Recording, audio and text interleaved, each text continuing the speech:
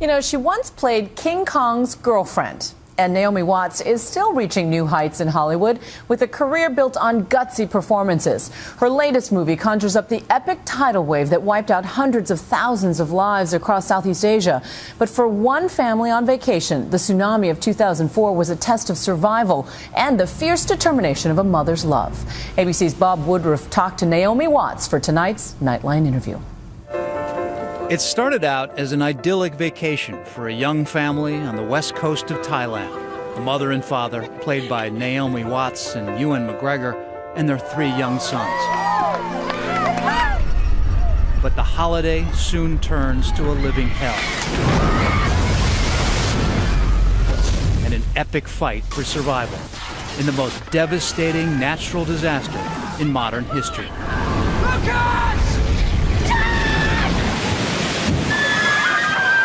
It was December 26, 2004, when a giant tsunami swept across Southeast Asia, destroying entire villages, killing hundreds of thousands. The Impossible tells the true story in excruciating detail of what happened to one family caught up with millions of people in the disaster. I will find them, I promise you that. It just felt like it was rooted in real truth, like every line of dialogue, every detail, everything just felt real. Naomi Watts plays Maria, who, along with her son Lucas, barely survives the initial wave. Maria was badly injured. I'm scared. Facing unimaginable obstacles, she needs her oldest son to help her and others. She was sure that she was going to die. And so it was absolutely vital to her to impart this, need to take care of others. We are almost there. We have to get to safety. I will have to help that boy. The tsunami killed more than 200,000 people and left millions homeless. For those of us covering it, it was one of the most horrific scenes we'd ever witnessed. The entire neighborhood, as far as the eye can see, is completely wiped out. To capture the horror of the event, director Juan Antonio Bayona didn't rely solely on computerized special effects, instead building a huge water tank filled with rushing water and debris. We were truly in an uncomfortable situation, which was a massive water tank being thrust one way, water coming this way, water coming behind you, side pumps, debris, garbage, everything thrown at you. The real family the film is based on, the Belones, are from Spain. Lucas is now 18 years old, and Maria was deeply involved in the production of the movie.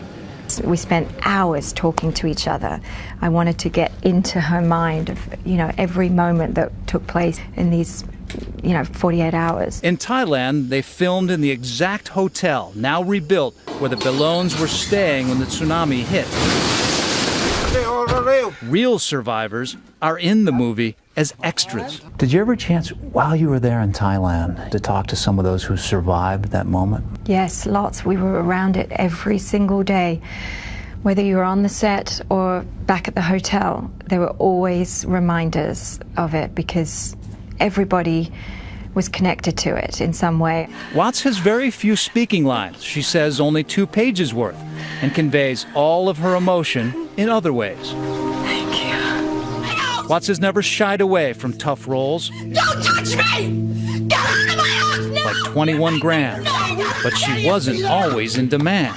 I was doing endless auditions for years and years and years and getting rejected over and over again and really taking a beating on my soul.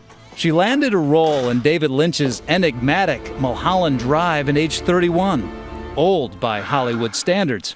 People said overnight success after Mulholland Drive, and I went, overnight? That's a long night. Now 44, she is still getting prime roles in Hollywood. And I feel like the roles are better for women at this age. There's just more than what a girlfriend would be. And there is real buzz over a role she's about to play, Princess Diana. This is a story about a woman who was both complicated, full of contradictions, someone who was fighting for happiness and forced into isolation. In real life, she is happily living with her partner, actor Liev Schreiber, and their 2 sons. We talked on the balcony of the Crosby Street Hotel, not far from their downtown New York home. I've grown to love New York. Yeah. It's not an easy love, you know, at straight away. It takes time to get used to this concrete jungle. In February, she might be heading to Los Angeles for the Oscars. They say there's some buzz out there that he's got a good shot. Well, that's a nice buzz. It's not one you could ever deny. Well, I mean, it's always nice, the idea that your peers will recognize you, but it's it just makes me go all sweaty and clammy and get nervous. For now, Watts is staying focused on what happened on that beach in Thailand to the Billon family and the lessons of hope and survival that their story imparts.